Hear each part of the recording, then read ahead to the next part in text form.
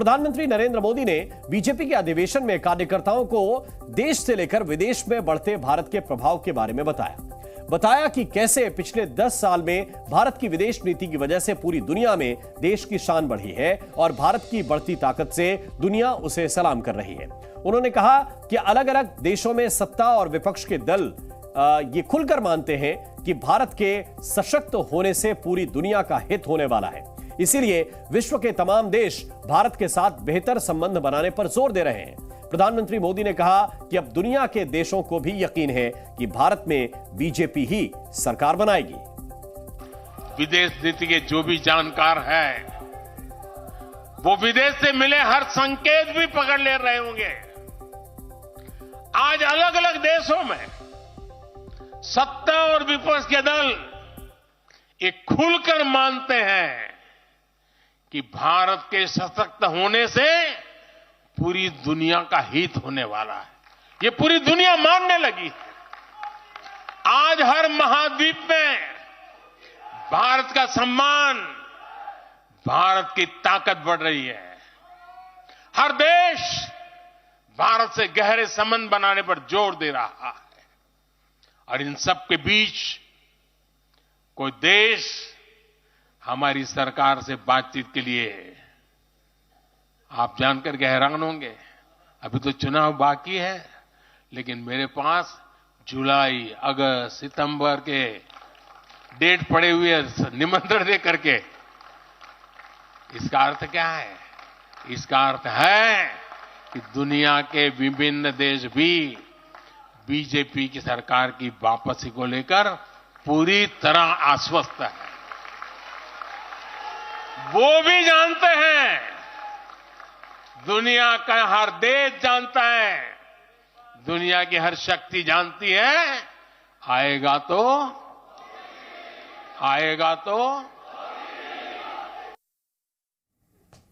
प्रधानमंत्री मोदी ने कहा कि ट्रेड, टेक्नोलॉजी, टूरिज्म समेत कई क्षेत्रों में अरब देशों के साथ हमारे संबंध मजबूती से आगे बढ़े हैं।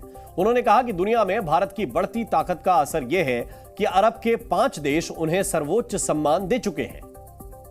लोग सोचते थे कि बस तेल का इंपोर्ट कर लेते हैं और यहां से कुछ लेबर भेज देते हैं ताकि उनको रोजी रोटी मिल जाए, लेकिन अब ऐसा नहीं है। आज ट्रेड, टेक्नोलॉजी, टूरिज्म, ऐसे अनेक क्षेत्रों में हमारे संबंध बहुत बेहतर हैं और हम निरंतर विकास कर रहे हैं। यहां तक कि अरब के 5 देशों ने मुझे अपना सर्वोच्च सम्मान तक दिया है। यह सम्मान मोदी का नहीं है, 140 करोड़ भारतीयों के सामर्थ्य का सम्मान है। प्रधानमंत्री मोदी ने अपने संबोधन में जिन देशों से सम्मान मिलने का जिक्र किया, आइए आपको बताते हैं कि वो मुस्लिम देश कौन कौन से हैं जहां पीएम मोदी को सम्मानित किया गया है। जरा जानिए।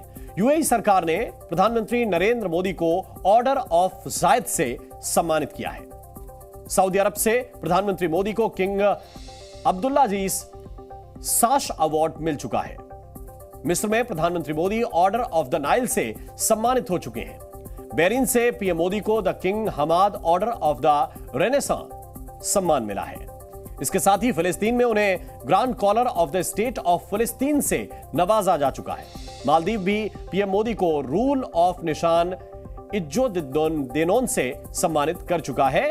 ये उन देशों के सर्वोच्च सम्मान है, जबकि अफगानिस्तान से प्रधानमंत्री मोदी को आमिर अमनुल्लाह खान अवार्ड मिल चुका है। तो ये वो सम्मान है जो उन देशों के सर्वोच्च सम्मान है। ये मुस्लिम देश हैं। पिछले 10 सालों में भारत की विदेश नीति की वजह से यूएई समेत अरब देशों से भारत के संबंध बेहतर हुए हैं। हाल ही में प्रधानमंत्री मोदी के यूएई दौरे के दौरान दोनों देशों में कई महत्वपूर्ण समझौते हुए।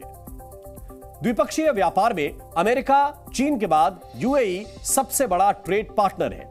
वर्ष 2014 में दोनों देशों में $60 बिलियन यानी कि 5 लाख करोड़ रुपए का व्यापार हुआ।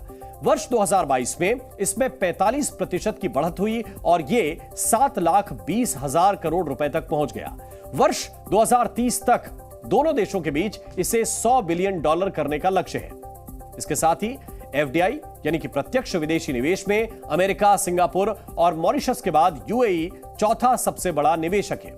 वर्ष 2014 में यूएई से 2000 करोड़ रुपए का निवेश हुआ, जबकि वर्ष 2022 में यही आंकड़ा 30,000 करोड़ रुपए तक पहुंच गया, जो 2014 के मुकाबले 15 गुना है।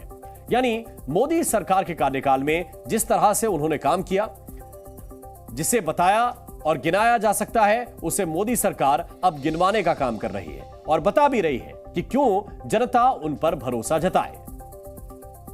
तो मोदी सरकार ने तो अपना लक्ष्य बता दिया, उस लक्ष्य को कैसे हासिल करना है यह भी बता दिया, लेकिन कांग्रेस और विपक्षी गठबंधन 2024 चुनाव में जीत के लिए क्या रणनीति बना रहा है, उनकी तरफ से भी क्या कोई जानकारी इतने स्पष्ट तरीके से दी जाएगी?